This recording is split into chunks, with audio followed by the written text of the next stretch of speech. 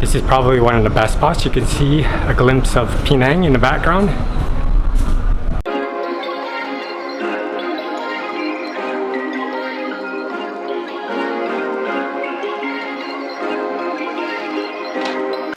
Good morning everyone, this is Road in Blue and today is day 4 in Penang, Malaysia, and what we're planning to do today is to go to Kek Lok Si. Penang is small but developed, and the city buses makes runs all over the island. There are two main hubs, Komtar, which we are at right now, and Well Key Jetty. The rapid Penang buses are clean, modern, and work well, just like back home. There are color route markings, but gets confusing, just have to get used to it. If you get lost, always ask the driver, they speak English. You can get to most attractions between 28 cents and $1.50 USD, and in most cases, the buses run till 11 p.m. nightly. Look out for free buses called CAT, or get a rapid passport for unlimited rides for 7 days or whichever is cheaper. We are on the bus to Kek Lok Si on the 204. I believe it should take around 20 minutes to get there. So we just got off the 204. So the price for the bus ticket to Kek Lok Si was 2 ringgit. So you can see Kek Lok Si, the Chinese temple, from a distance. Looks like part of it is still under construction. Kek Lok Si Temple is the most famous temple on the island, uniquely beautiful and massive in size. You can spend hours here if you wanted to. Check out the turtles, they symbolize longevity, strength, and endurance, a symbol of spiritual liberation. Wonder how they brought those large rocks up this high. Alright, so we are walking up to Kek Lok Temple. It's about a 1.3 kilometer walk. Let's get there. This place definitely needs to be on everyone's travel list to Penang with its extravagant exteriors. Lots of school kids here today in their travel school uniforms. No shoes, please.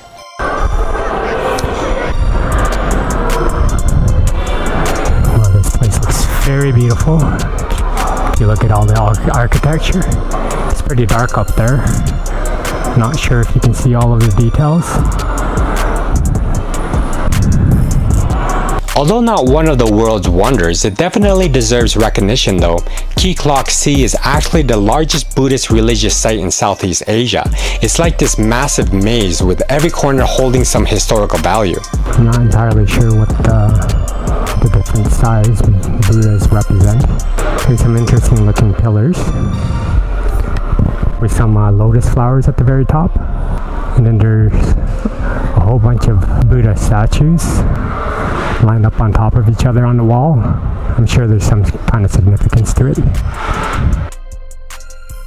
Everything is so beautifully presented. So it looks like there's wishing ribbons where you pick a particular color. So each color represents some sort of fortune, family to be safe, success in everything, support from eminent people, bodily health, and so on. And once you choose your fortune, you bring it over to this tree and you find a space to tie it on here, and hopefully your fortune comes true.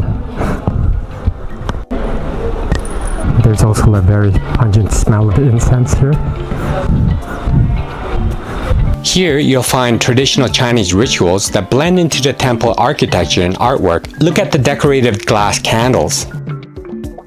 But the whole place can feel a bit like a maze, as mentioned before, but keep in mind that it opens between 8:30 a.m. and 5:30 p.m. So even if you get lost, you have all day to find your way out. It's free to enter, but there is a donation box as well. I think they're putting up Christmas lights right now. It's almost Christmas, so. As we ascend the stairway slowly with each step, we see a hot spot for a gathering of people. The all-seeing perspective begins to change with the vibrantly colored rooftops of the temples showing themselves off next to the blue of the sky. The temples have several large prayer halls, pavilions, statues of Buddha and Chinese gods. The most famous would be the 7-story pagoda of 10,000 Buddhas. For 2 RM, you can enter it. We actually didn't, but keep your eye out for the carved pillars, woodwork painted in those bright colors, and a ton of lanterns lined up everywhere around it. There are flower gardens here as well. Apparently the entire complex of temples was built over a period from 1890 to 1930. Interesting. As you admire the paintings on the walls telling of a story, it further draws you in to explore further into the temples, giving you the option to choose which path to walk. Make sure you look where you're walking though. I tripped from looking up at the beautiful covered walls. You'll find more Buddha and deities on every corner. In front of each deity, there's a cushion, impressive scrolls, and candles set in very attractive suspended lamps, and with a large number of priests in attendance. Just admiring more of the artistry here, have to be careful not to sprain your neck from so many beautiful things to see around you, the walls, the floors, and the ceilings. Love how these candles are presented here, really adds to the atmosphere. More Buddhas, but very uniquely different in each room and garden, a lot of variety here. See what I mean as in something in every corner? I don't know too much about Buddhism, but I tried to pray for good health and prosperity where I could, a great place to do it. Look at all the Buddhas placed right into the walls of this standing temple, really pleasing to the eyes, except for that fuzz here. My apologies. If you take a look, there's a lot of Buddhas lined up. Identical in feature. I'm not too sure what it represents, but it's very interesting to see. There are probably over 100 or more Buddhas lined up here, not something you see every day.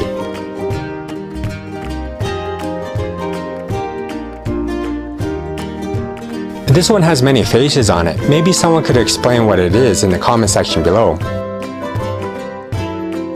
Everything blends in so well here, you can see part of the 100-foot Goddess of Mercy. There's a part of Penang, the sea is just over there as well.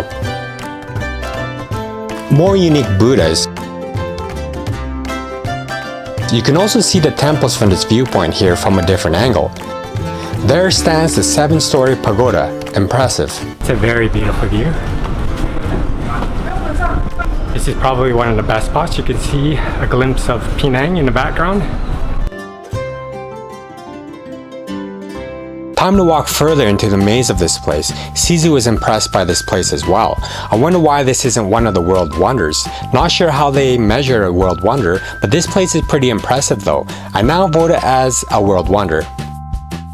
As with any world wonder, here comes all the vendors with all the souvenirs. So if you want to grab anything, here's your chance. Helps the local businesses, although it pulls away from the beauty of the place.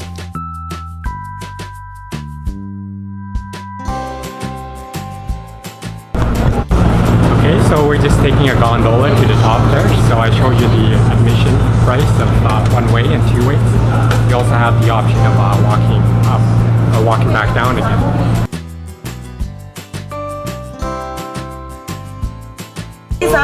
Button 1, press. Which button? Button 1. Button 1. Oh, This cable car carries visitors further uphill. At the top you'll find a fish pond and a towering statue of the Goddess of Mercy, worshipped by women to beget children. Please exit to the right upon arrival and follow the crowds. Good job, as she pats her head. Once out, you'll see a spectacular view of Penang in the sea. Penang, with all its infrastructure, doesn't seem like a tropical island at all. After all, it's the second largest city in Malaysia, with a population of 2.5 million. A little fact, while you are looking at the spectacular view. Many would argue that the most impressive feature of Kek Lok Si Temple would be the 120-foot giant bronze statue of the Goddess of Mercy. This video isn't able to capture the massive size of the statue. You'll need to really be here to feel the immense size of it. It's actually the tallest Goddess of Mercy statue in the world. The other statues surrounding it just look like specks of dust in comparison, but still impressive to see. It said there are a total of 12 animals.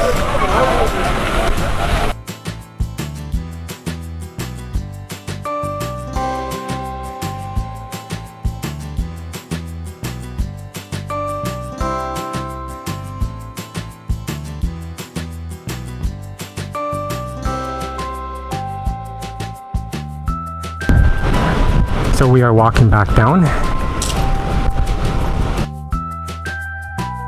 Please check out our Instagram site to see our pictures if you're curious.